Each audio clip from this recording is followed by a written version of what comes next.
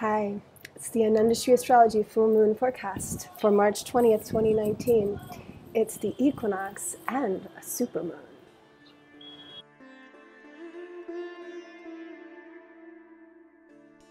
I'm still here in India. I'm in Rishikesh. Rishikesh is a city right on the Ganga, holy river. Amazing.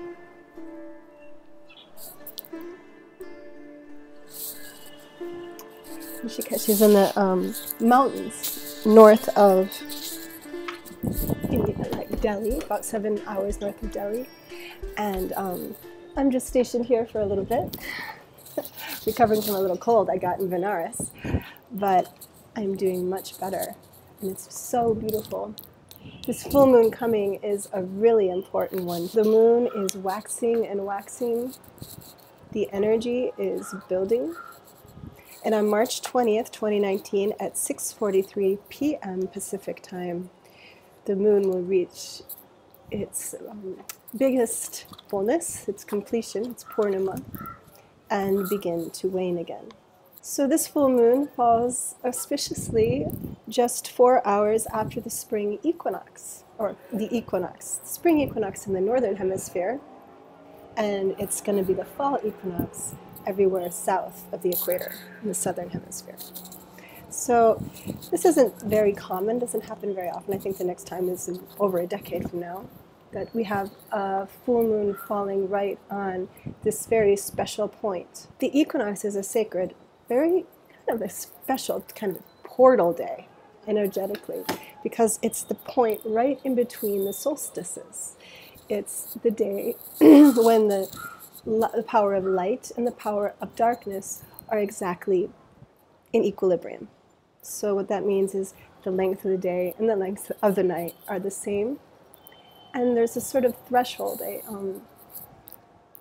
sort of tipping point we're at with the equinox, where everything's kind of on a razor's edge of balance.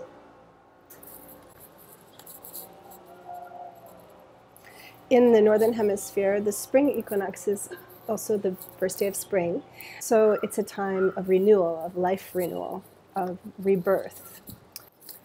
And in India, they celebrate this full moon as the festival of Holi, festival of colors. And they throw powder and paint and celebrate the colors of life. In Vedic astrology, the full moon will be in the sign or the area of the sky, the lunar mansion, called Uttara Phalguni. Uttara Phalguni Nakshatra. Now, Uttara Phalguni is one of a pair, Uttara Phalguni and Purva Phalguni. And the Phalgunis, well, they have something to do with fertility, phal, fruit. There's a sort of a energy, just like the spring, of fertility, fruitfulness, sensuality. And Uttara Phalguni has a connotation with marriage vows in particular. This deity Aryama, one of the deities of the sun, very auspicious deity that rules over the vows of friendship and marriage and cooperation and unity, rules over this nakshatra.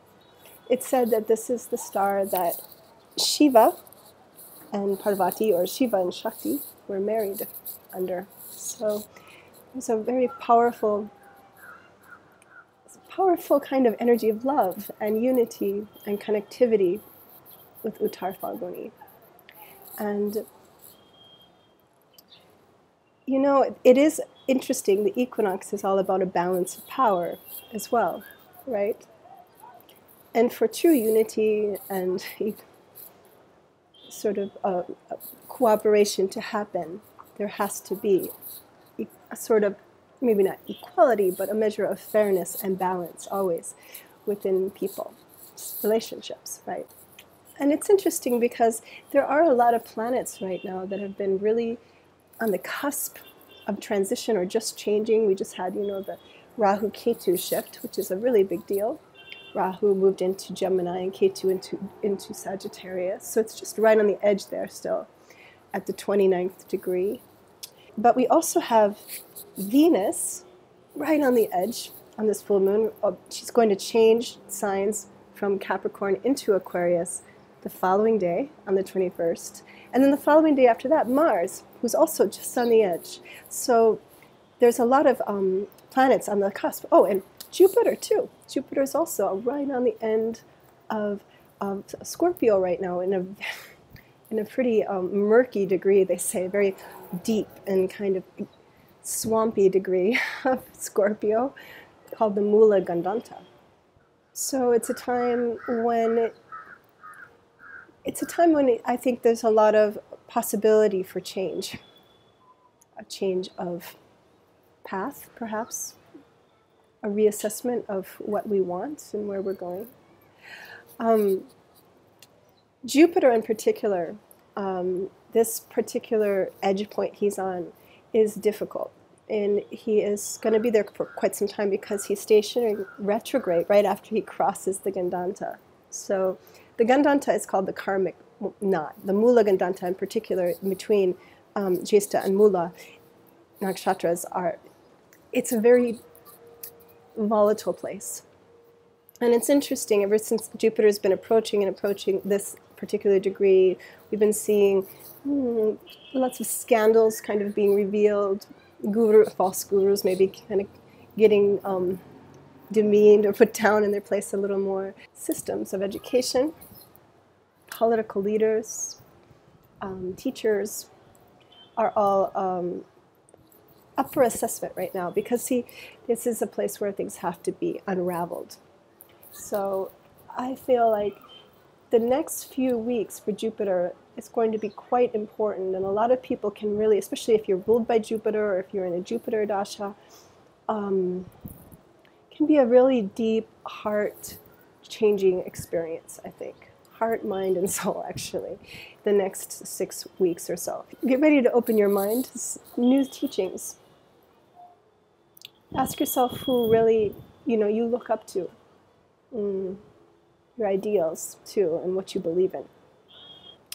And by the way, all these points I'm talking about, these degree points of the signs, are in sidereal zodiac, not the tropical that the Western astrologers use. In Vedic astrology, we use sidereal zodiac. It's 23 degrees earlier than the Western.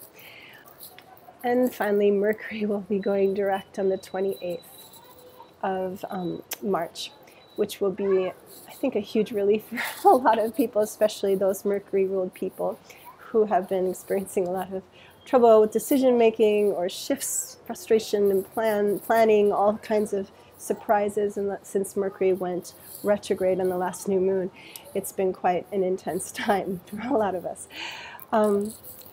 So that's great. After that, after the 28th, I think things are going to start to flow a lot smoother. So this full moon has a lot of potential. With this Mercury retrograde continuing until the 28th, it is a great time, I think, to kind of still, even though it's a full moon with a lot about love and connectivity and unity, a great time to connect to family, friends, people we most care about.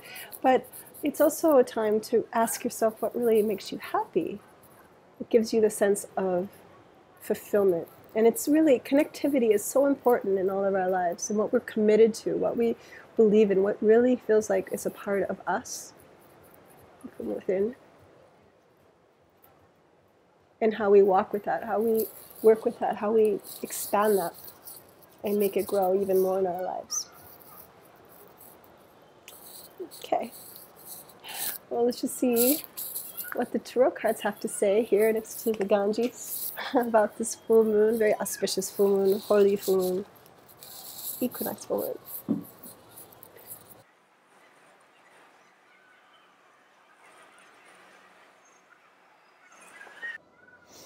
Okay, well, the first card that came up is the Five of Swords.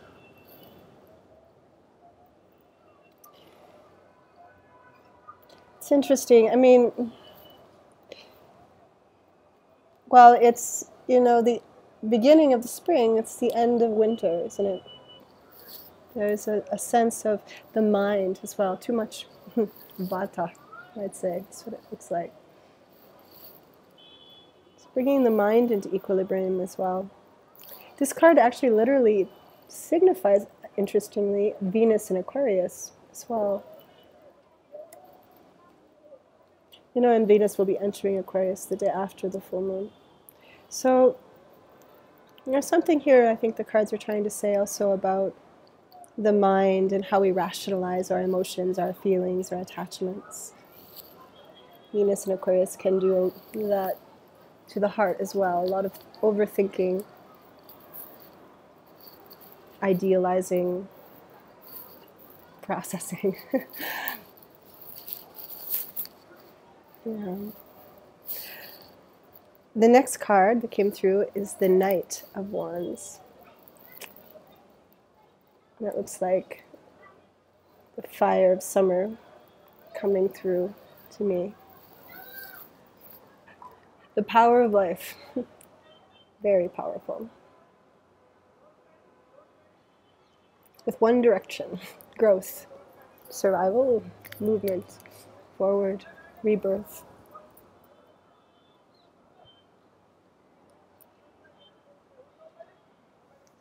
And then the Six of Cups. Appropriate for such a sort of a spring full moon. Enjoyment, connection. Again, it's bringing back to like what do you enjoy? What do you want from life in this brief time we have here on Earth? Can you step a little closer to what makes you happy and fulfilled? Because it's what life wants. It's the mind that keeps us often in the winter, in the cold, under the ice of our inhibitions, our preconceptions of what we should be doing, what we can't do, or can do.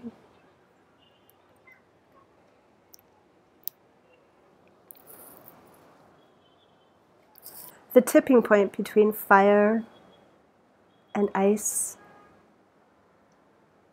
the waters of life that run always forth from the earth, always ready to come up, blooming.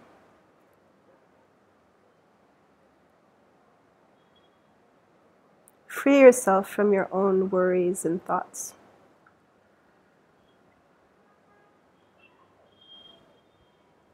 Connect to the true power of your will, of your life force, the one that connects you to everyone else on this planet.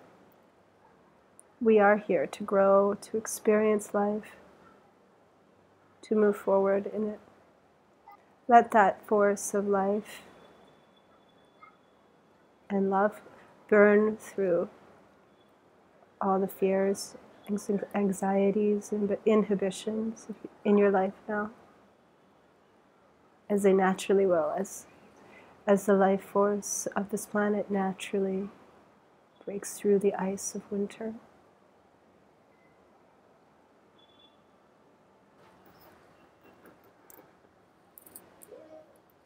Okay.